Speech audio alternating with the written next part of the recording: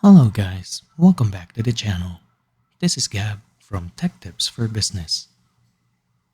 For today's video, we are going to talk about how to calculate the discount percentage in Microsoft Excel.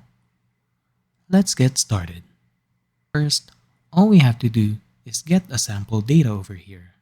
You can either create your own or get some samples over the internet.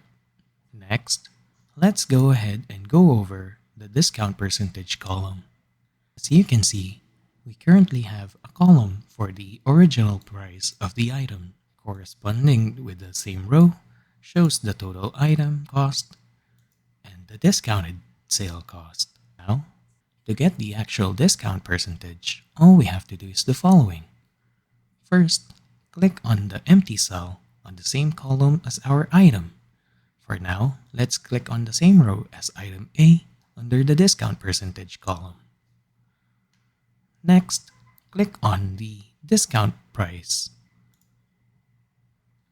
And after that, we should be able to click on the total price.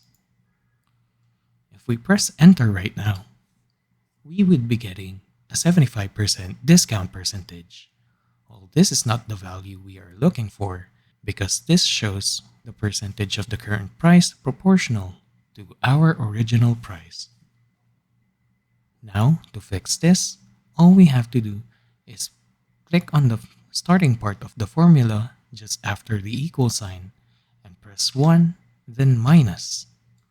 Once we do so, we would be getting 25%, which is exactly what the discounted price from $28 to $21, which is $7, or 25% of 28 over here.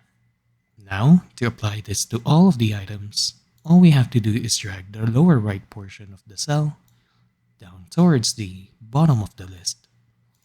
And we should be getting 15% as we took the 15% of 325 by manual calculation. We would be getting around $50 and minus $50 from 325 would be 275.